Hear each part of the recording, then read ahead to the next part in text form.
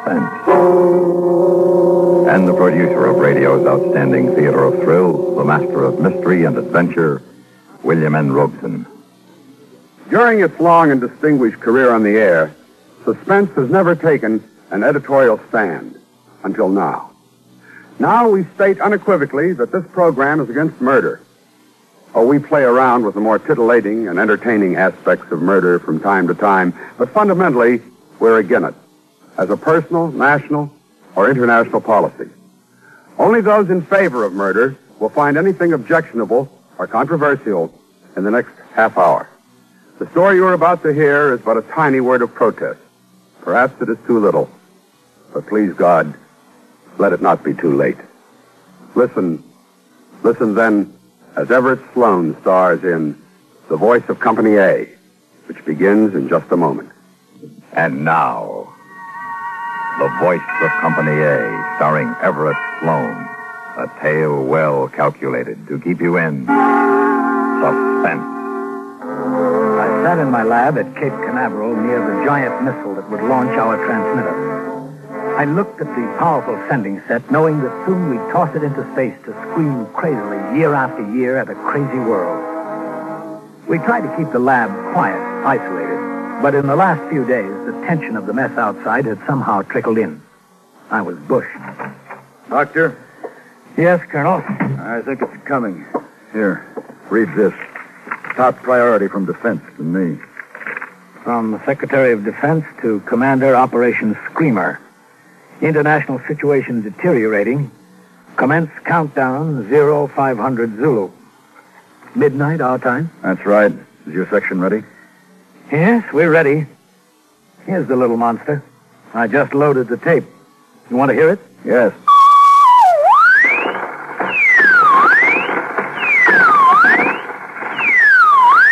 Oh, brother.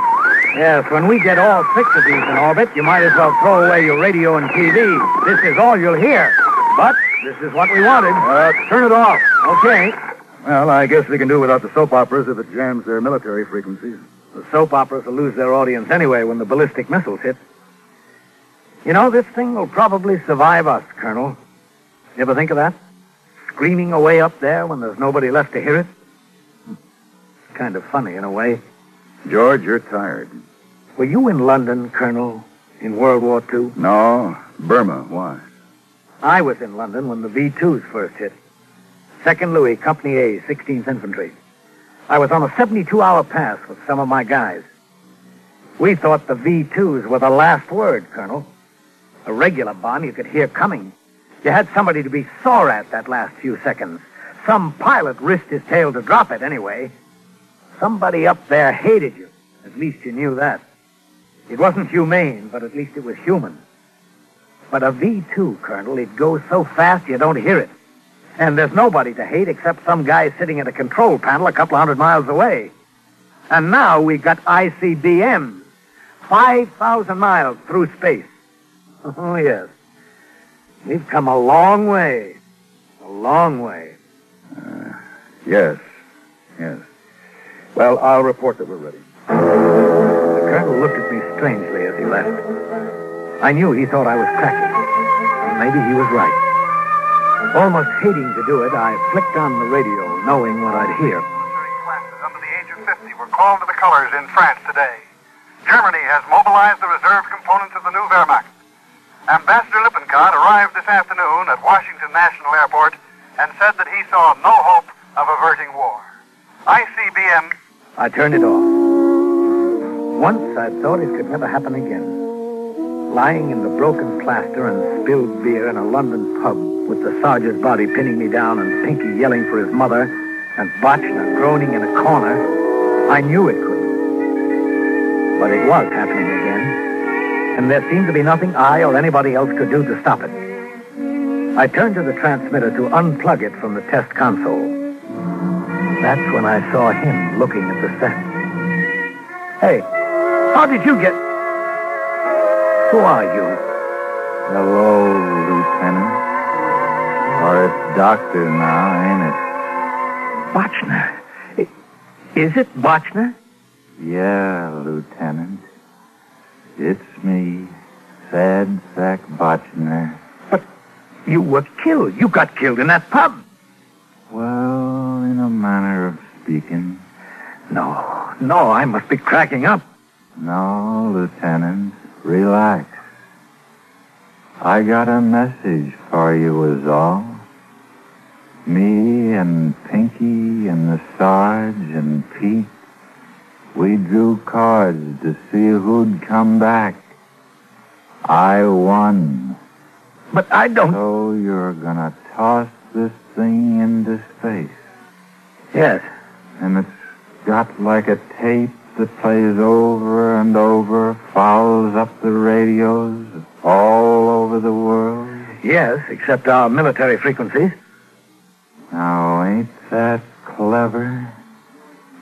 Me and Pinky and the Sarge and Pete, we get creamed in that crummy pub in London, and you come out smelling like a rose. And for what? So you can figure out something like this? Now, look, Botchner, it wasn't only me, the Defense Department Yeah, I know. I've been down that road, Lieutenant. Well, me and Pinky and the Sarge and Pete figure you ought to put something better than what you got on that tape before it's too late. Something better? Like what? Well, I'll tell you, Lieutenant. Pinky thought it up. Remember, he was always kind of screwy on religion. So he told me, standing gray-faced and sloppy as ever in my lab. I knew I was dreaming. I had to be. He told me what to put on the tape. And I laughed. What is this, a joke? We don't do much joking, Lieutenant. Mostly we sit around thinking.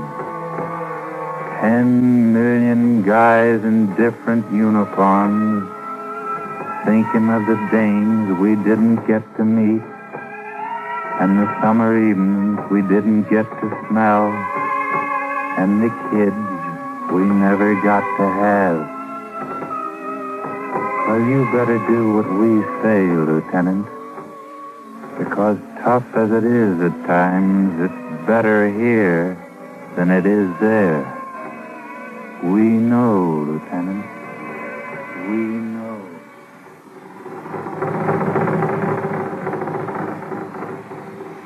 In a moment, we continue with the second act of Suspense. And now, starring Everett Sloane, Act 2 of The Voice of Company A. I sat for a long time wondering if I'd really seen Botchner, wondering if I was losing my mind. And this idea of Pinky's, or whoever it was, it was crazy. But I knew suddenly that I had to try it. I had to try it, but I had to move fast. Once the installation crew arrived to pick up the jammer, it'd be too late.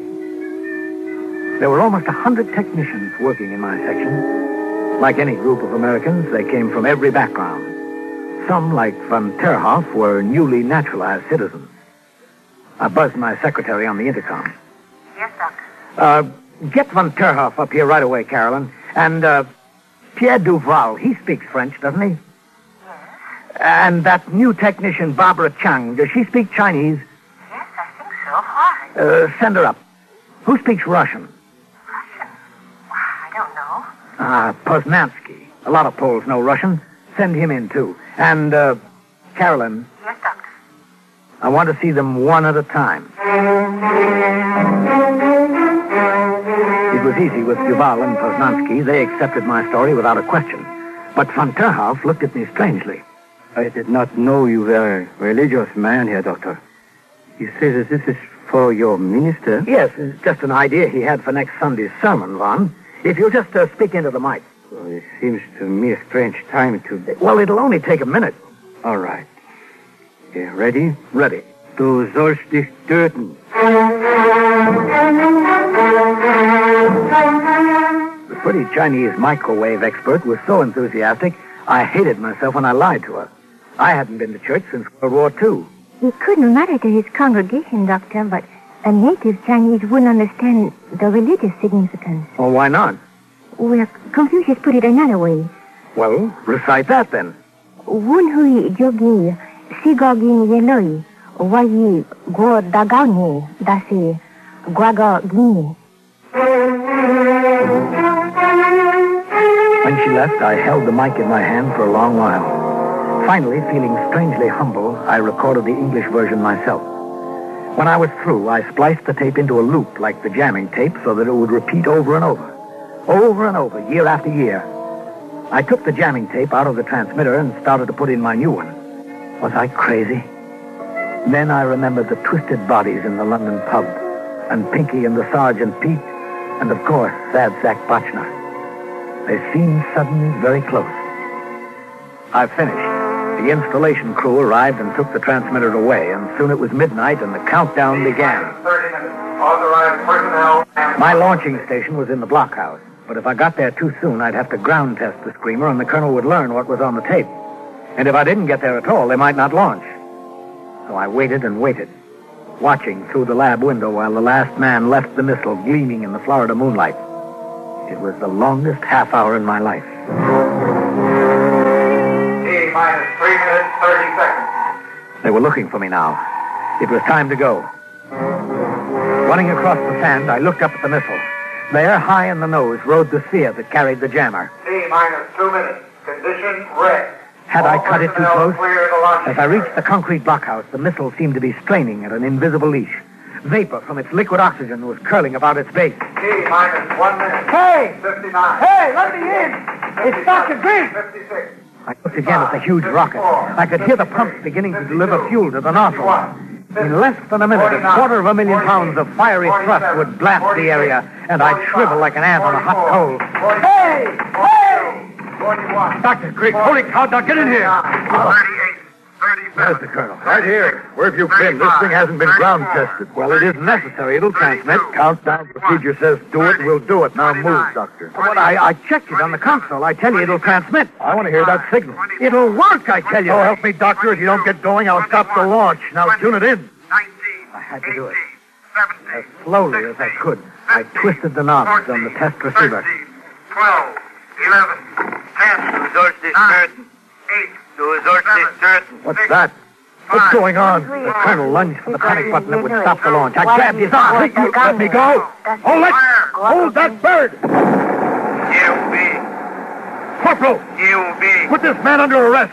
He's crazy. Or he's an enemy spy. Thou shalt not kill. Thou shalt not kill. Who is the enemy, Colonel? Who is the enemy?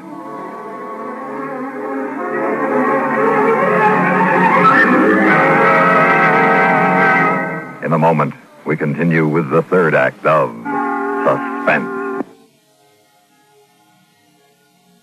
And now, starring Everett Sloan, Act 3 of The Voice of Company A.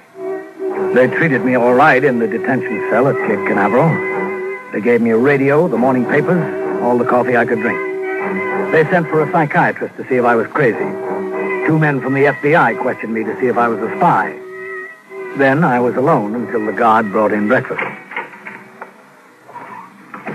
Hey, Doc, what's going on? You tell me. Well, my wife and I, we sit down to eat this morning. We turn on the radio to find out if we ought to be digging a hole somewhere. And this voice comes on saying, "Thou shalt not kill." And in all foreign languages. Now, my wife, she thinks it's the end of the world. Well, she may be right. What are they going to do to you? Try me for espionage, they tell me. If they don't figure I'm nuts. Doc, Yes? we don't figure you're nuts. When the guard left, I turned on the radio to hear the worst. And it was the worst. Mobilization and launched a formal protest against what they call U.S. celestial propaganda. From Washington, no word yet on what is intended by the strange Screamer satellite, only instructions. Instructions on what to do if its passage jams tunnel rat frequencies during a ballistic missile bombardment. Suddenly, I heard it faintly, blanking out the announcer. I looked at my watch. Yes, that was it. It was due overhead. Tu ne tueras point. Thou shalt not kill. I switched off the set. I hadn't fully realized the power of our transmitter until that moment. And I hadn't realized the power of the message. A shiver raced up my spine. I felt suddenly that I was not alone. Then I saw him, slouching at the window. Bochner? Hello, Lieutenant. In the guardhouse, huh? Remember when you tossed me in the stockade for being AWOL? Well, this ought to square it. Pinky and the Sarge and Pete and me, we've been watching things. It's working out great. Oh, yeah, just fine. There's an awful lot of people don't want to fight this war, Lieutenant. You ought to see 'em in Europe and China. Yeah? Don't you fret, Lieutenant. Things is going to turn out all right. You see, Lieutenant, we know. Slowly, he disappeared. Slowly fading. It was weird. I knew that he only existed in my mind, but as the day wore on, and the next day, and the next, I wondered if he weren't right. Every 4 hours, the satellite broke in with that simple message. But in the interval, the radio began to talk of reports of a mutiny in the Hungarian army, a revolution against the Czech regime, small religious revivals starting in Germany. The Defense Department is mum about what was actually intended in the satellite launch Monday. Results are clear. Iron Curtain countries are busy battling anti-war sentiment. International tension has eased. Ambassador Lippincott flew an hour ago to a hastily planned conference in Geneva. More news after the 9 p.m. passage of the satellite. And the fourth night, the cell door opened for the colonel. Hello, George. Hello, Colonel. You bring the firing squad? George, I got a dispatch from Defense. Yes? You're to be released. Release? That's right. And we're not launching the rest of the Screamers. They decided that the crisis is past. Now that the thing's in perfect orbit, they want us to stop them. But we can't. I know, George. It's solar powered. It could broadcast for the next 20 years. 50. Yes. And when it quits, Colonel, maybe we better launch another one. Hmm? Oh, yes. I see what you mean. George. Yes? One question. We know about Duval and the Chang girl and Poznansky. Who recorded the English? Is that your voice? I thought of the smashed bodies of my men in that London pub. Pinky and the Sarge and Pete and Sad Sack Bochner. My voice, Colonel? No. Let's just say that's the voice of Company A. Du sollst dich töten. Du sollst dich töten. Вульви джоги сигогин елой, ваи го дагами даси гвагагини. Не убей. Не убей. Tu ne tueras point. Tu ne tueras point. Thou shalt not kill. Thou shalt not kill.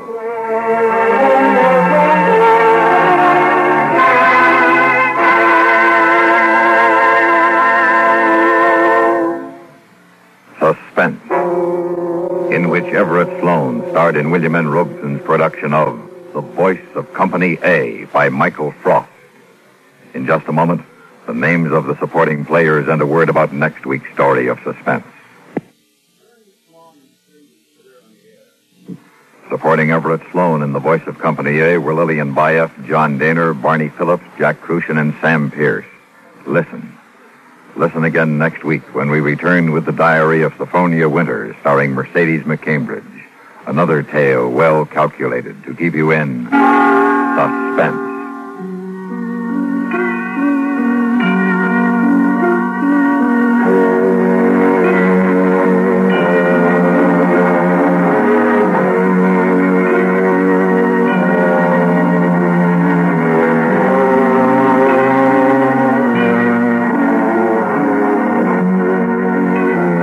The complete news first on the CBS Radio Network. You've been listening to the OTR Gold Network. Find more classic radio at otrgold.com.